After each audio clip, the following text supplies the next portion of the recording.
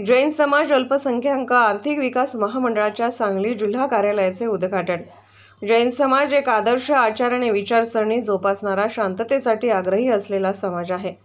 जैन समाजाकडे संघटन शक्ती असल्यामुळे समाजाच्या शेवटच्या घटकापर्यंत आर्थिक लाभ मिळण्यासाठी हे महामंडळ नक्कीच मोठ्या कार्यक्षमतेने आणि आदर्श पद्धतीने चालेल असा मला पूर्ण विश्वास आहे, असे प्रतिपादन सांगली जिल्हा परिषदेच्या CEO तृप्ती धोडमिसे यांनी केले। महाराष्ट्र शासनाच्या जैन समाज अल्पसंख्याक आर्थिक विकास महामंडळाच्या सांगली जिल्हा कार्यालय आणि फलक उद्घाटन समारंभामध्ये प्रमुख पाहुण्या म्हणून त्या बोलत होत्या। अध्यक्षस्थानी दक्षिण भारत जैन सभेचे अध्यक्ष श्री भालचंद्र पाटील होते। राजवाडा चौकामधील जुन्या जिल्हाधिकारी कार्यालय येथे फलक आणि कार्यालयाचे उद्घाटन मान्यवरांच्या हस्ते झाले। त्या पुढे म्हणाल्या, धार्मिक, वैचारिक आणि सैद्धांतिक अधिष्ठान असलेल्या जैन समाजाला खूप मोठी परंपरा असल्यामुळे जैन समाजाकडून इतर समाजाने खूप साऱ्या गोष्टी अनुकरण करण्यासारख्या आहेत। याची प्रचिती आणि अनुभूती मला लहानपणापासून मिळते आहे। जगा आणि जगू द्या हा विचार घेऊन हा समाज सदैव अत्यंत उदारतेने कार्यरत असतो। त्यामुळे या महामंडळाच्या माध्यमातून समाजाचे नक्कीच विकास होईल।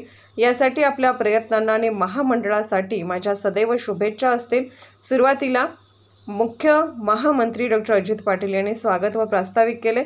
अल्पसंख्याक आर्थिक विकास महामंडळाचे सदस्य दभा जैन सभेचे चेअरमन श्री रावसाहेबजी पाटील यांनी देशातील इतर समाजापेक्षा महाराष्ट्रातील जैन समाज हा मुख्यतः शेतकरी, छोटे व्यापारी असल्याचे सांगून महामंडळाच्या विविध योजनांचा आढावा घेऊन समाजातील अधिकाधिक गरजूंना जास्तीत जास्त मदत देण्याचा या महामंडळाचा प्रयत्न राहील, असे सांगितले।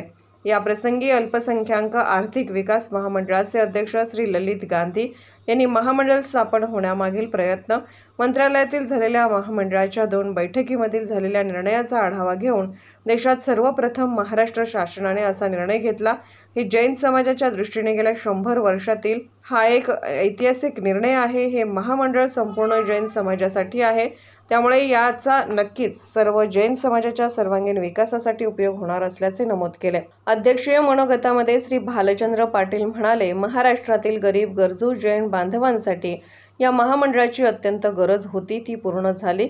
त्यासाठी ललित गांधी यांनी प्रामाणिक प्रयत्न केले आहेत। त्यांच्या अभ्यासू धडाडीने पूर्ण वेळ ते या कार्यासाठी देतात, याबद्दल मला मुळीच शंका नाही।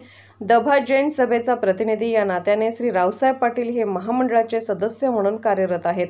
याच्याही सूचना आपल्याकडे लक्ष देऊन समाजाचे काम व्हावे। आपण एकत्र येऊन सामंजस्याने एकमताने हातात हात घालून काम केल्यास नक्कीच समाजाचं फार मोठं काम होईल।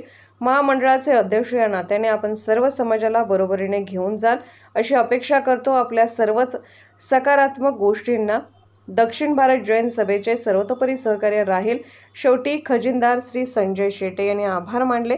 कार्यक्रमास काकासो धामणे, अजित शिराळकर, सौ कमल मिंचे, ॲडव्होकेट जयंत नवले, पोपटलाल डोरले, अजित भंडे, स्वप्नील शाह, डॉ. देवपाल बरगाले, प्राध्यापक बी शेंडगे, सचिन पाटील, प्राध्यापक राहुल चौगले, श्री रमेश आरवाडे, महावीर खोत, अंजली कोले, संदीप हिंगणे, विनोद पाटील, प्रशांत अवधूत, प्रवीण वाडकर, अनिल हवाने, अनिता संजय पाटील, अनिता विनोद पाटील, छाया कुंभोजकर, सुनीता चौगले, मंगल चव्हाण, वीना आरवाडे, अविनाश पाटील, मेजर विद्याधर उपाध्ये, स्वाती कोल्हापुरे, अशोक गौंडाजे, प्रशांत गौंडाजे, अल्पसंख्याक सांगली कार्यालयाचे व्यवस्थापक सलीम नदाब, नासिर नदाब, जहिदा कुलकर्णी आदी मान्यवर मोठ्या संख्येने उपस्थित होते।